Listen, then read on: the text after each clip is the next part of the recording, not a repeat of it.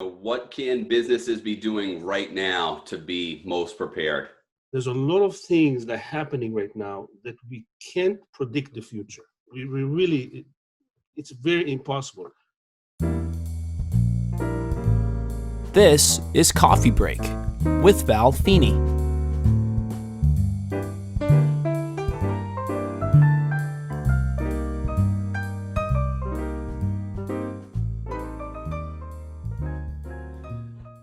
Hi, everybody. My name is Valentine Feeney from Gordon Atlantic Insurance, and this is another episode of Coffee Break.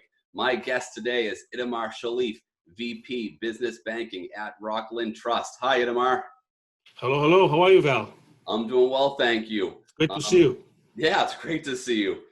You were one of the busiest people I knew at the onset of COVID-19. What are you seeing out there today? The gray hair is from the last month and a half, man. Not surprised. We see that obviously this COVID affected pretty much every single person and business in America and in the world. But it's amazing. The resiliency of the small business owners is just something to admire. And they all not all, but a lot of them are bouncing back and readjusting and reinventing their businesses. It's pretty remarkable. Yeah, absolutely. Yeah. What can businesses be doing right now to be most prepared? Well, we're in a very unique time. I'm not the first one who's telling you this, I'm sure.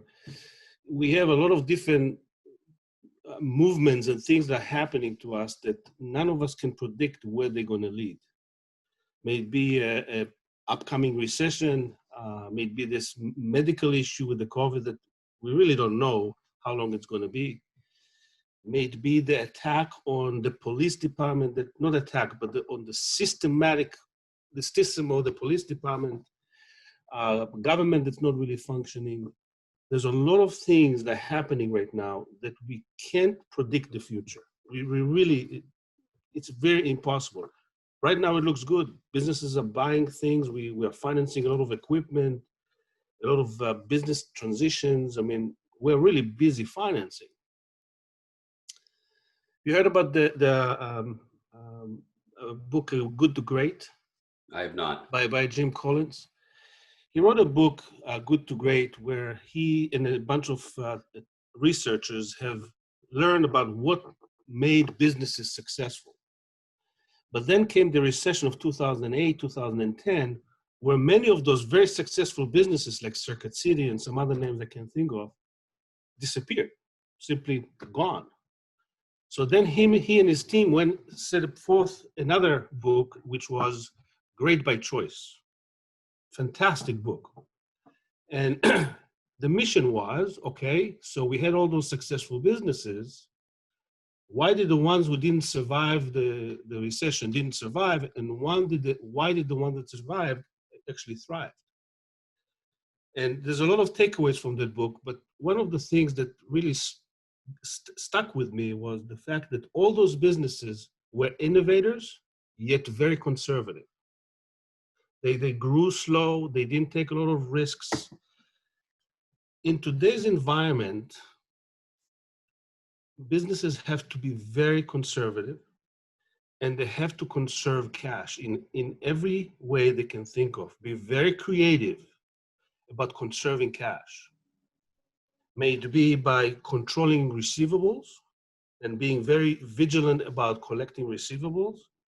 On the flip side of it, trying to extend vendor credit if they can, and use bank financing whenever applicable. Now, Val, you and I, most people don't really like debt. It's a burden that we really don't want to deal with. But the truth is that properly structured and strategically thought of debt can help a business that could survive maybe only 6 months, can allow that same business survive a year and see things on the other side where they'll be able to flourish because they sustain this period of time. On a very simplistic way, if a small business is contemplating purchasing a piece of equipment because there is a demand, not because they want to, but because they need to, and they cannot carry or grow the business without that piece of equipment, I suggest to pay as little cash as possible and finance as much as they can without getting themselves in trouble. Because the key is to extend the runway that the business has to be able to survive what we don't know is going to happen within the next 6 to 12 months. Right. There's a lot of risk right now from a risk management standpoint. You have the health risk from COVID-19. You have the social risk, which all this change is taking place in our country right now. And you have political risk with the upcoming election and tied into today's issues.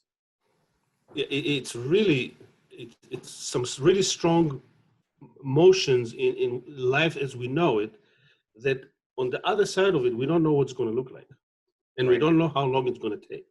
Yep. So the key is to survive as long as possible without getting yourself into too much debt. I'm not suggesting, but to think about it really strategically, and every decision has to have this component in it to make sure that you are able to see it through. Right. Which at this point makes you a very busy man. I am busy. Yeah. But that's okay. I mean, I'm very fortunate, able to help a lot of businesses. Life is good. On my end, life is good.